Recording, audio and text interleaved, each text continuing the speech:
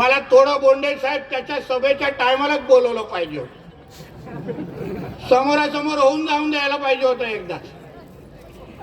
त्याला दाखवलं असतं लव जिहाद कशाला म्हणतात. 2 आठवड्या अगोदर तो भडवा काय म्हणतो की लव जिहाद होतच नाही.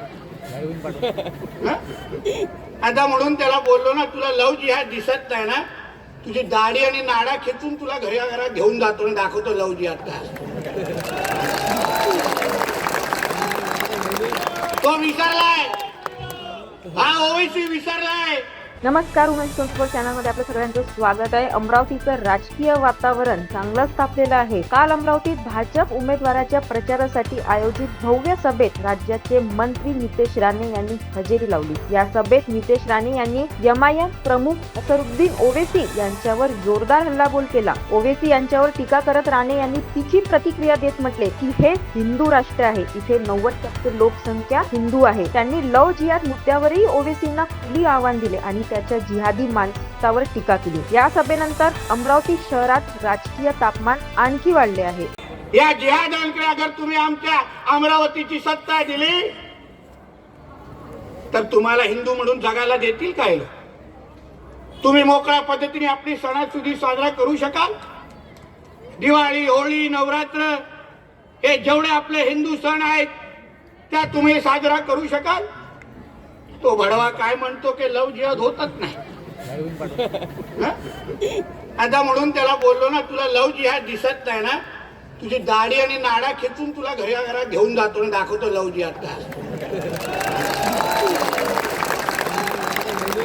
तो विसरलाय, हा ओवैसी विसरलाय.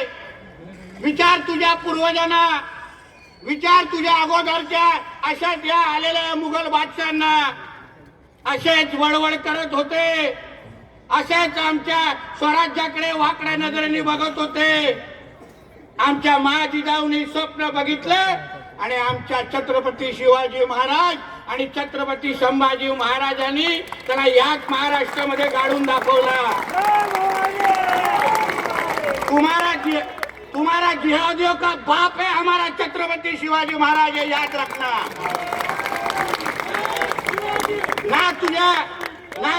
ना तुझ्या औरंग्याला ते जमलं, ना तुझ्या त्या टिप्प्याला जमलं. तू किस खेत की मुली अरे ओवैसी,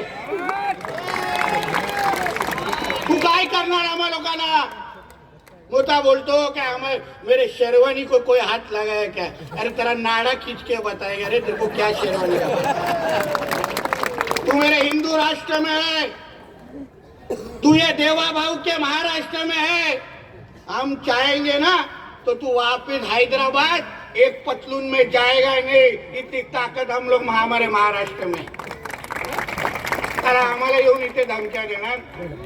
विचार, तुझ्या दाऊद इब्राहिमला आम्ही घाबरलो नाही. तू किस खीत की मुली आहे रे बाबा. तुझ्या जर का असे 56 ठेवतो आम्ही खिशात. म्हणून इथे येऊन लव जिहाद या सगळ्याची भाषा करायची नाही. विचारा आमच्या माता भगिनींना. मी स्वतः असंख्य पीडित कुटुंबाच्या घरी जाऊन आलेलो आहे. जेव्हा आमच्या हिंदू बहिणीला लव जिहादच्या नावाने हे हिरवे साप, हे जिहादी फसवतात. पहिल्या लग्ना अगोदर स्वतःचं नाव आशिष सांगणार आणि लग्नाच्या नंतर झाला तो अब्दुल निघणार.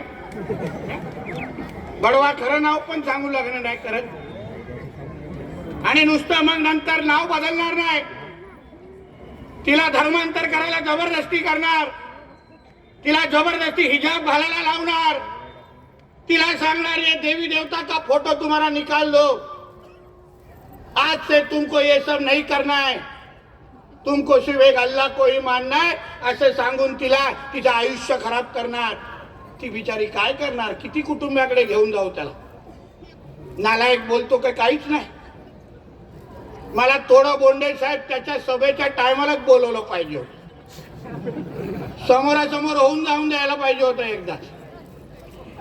त्याला दाखवलं असतं लव जिहाद कशाला म्हणतात. 2 आठवड्या अगोदर असतील त्याच्या कार्टाचे लोक माझं ऐकत. मला माहिती आहे, माझं प्रत्येक भाषण मस्जिदीमध्ये बसून ऐकतात, मला माहिती आहे. म्हणून ऐका, नाला सोपारामध्ये असाच माझ्या एका हिंदू बहिणीला फसवलं, लव्ह जिहादच्या नावाने तिचं आयुष्य खराब केलं आणि नुसतं आयुष्य खराब केलं नाही, त्याच्यानंतर तिचा रेट कार्ड काढला आणि मग तिला इंटरनेटवर सगळं छापून आणलं. असे नालायक आहे तिला. असा आपला धर्म वाढवतात, असा आपले कॉम वाढवतात. त्यांना या गजवा हिंदच्या अंतर्गत या आमच्या हिंदू राष्ट्राला ह्यांना इस्लाम राष्ट्र बनवायचं आहे आणि म्हणूनच हे लव्ह जिहाद सारखे हे मनसुबे हे लोक रचतात. अहो मी तर 100 पीडित लोकांच्या घरी जाऊन आलेलो आहो. मी आई वडिलांचे ते डोळे पाहिले, बिचारे हातबल असतात. ते साहेब काल रात्री आमच्यावर असलेली आमची मुलगी आज त्या जिहाद्याबरोबर पळून गेली आणि आम्हाला ओळखत पण नाही हो. कित्येक आमचे हिंदुत्वादी कार्यकर्ते बिचारे दिवस रात्र मेहनत करतात त्या मुलींना सोडून आणण्यासाठी. मी स्वतः अनुभवलेला आहे. आणि हा कार्टा सांगतो काहीच नाही. आमच्या भूमीमध्ये येऊन सांगतो कुठेतरी कोणी किती मुलं जन्म घालावे याच्यावर आमच्यातलं कोण बोलला असेल. याला बरं वाटलं. तर ह्या लोकांना माहित नसतात ना किती असतात घरी आणि कोण कोणाचं हेही माहित नसतं. त्या मुलांना टोकन नंबर देत असतील, अब्बा नंबर 1, अब्बा नंबर 2, माहितच नसतं. 15 काढतात या टाइम. मग आमच्यातलं कोण बोलले तुम्ही पण करा, लगेच मिरच्या झोंबला. रे आम्हाला कॉम्पिटिशन कसं.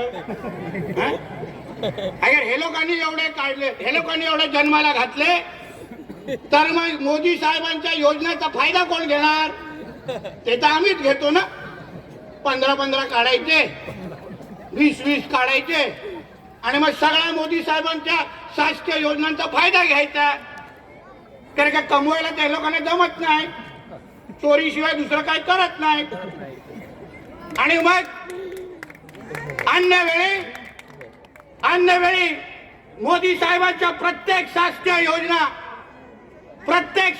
योजनाचा फायदा हे लोक घेतात.